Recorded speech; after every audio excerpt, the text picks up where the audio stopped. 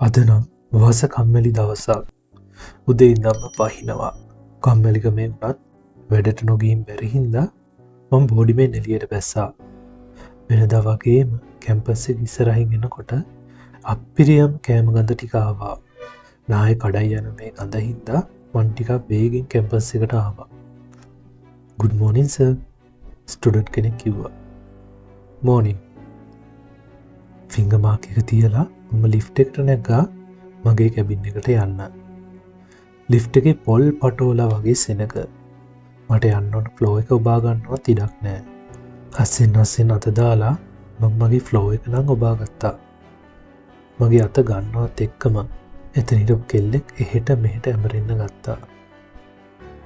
මොකද වුනේ කියලා බලන්න මම ඒ කෙල්ලගේ මුහුණ දිහා බැලුවා. අප්පට සිරි මේ අර ගෑනු ළමයා. නිකමටවත් මන් දිහා බලන්න නැතුව ආක බලාගෙන හිටපු ඒ ගෑනු ළමයා දිහා මං හොඳට බලාගෙන හිටියා කොයි වෙලේ හරි මන් දිහා බලයිනේ කියලා. ඒත් මේකි නෙවෙයි පැත්ත බැලුවේ. ඔහොම වුණ අනිත් පැත්ත හරවගෙන ගිහිල්ලා මේ ළමයට ඕනි තට්ටුවෙන් බැහැ ගන්න පුළුවන් වෙයිද මන්දා. ලිෆ්ට් එකකින් බැහැලා මම මගේ කැබින් එකට ඇවිත් අද උදේම කරන්න තියෙන ලෙක්චර් එක ටිකක් බලාගත්තා. මොන හේතුවක් හින්දාද මන්දා මට අර ගෑනු ළමයා මතක් වෙන්න ගත්තා. මේකි මොකද දන්නේ එකපාරටම ලිෆ්ට් එක ඇතුලේදී නලියන්න පටන් ගත්තේ. මොනවා වුණත් ඒ කෙල්ල හරි අහිංසක පාටයි. උදේ තිබුණු ලෙක්චර් එක ඉවර වෙලා මම 3rd ෆ්ලෝර් එකට ආවා තමිස් හම්බ වෙන්න.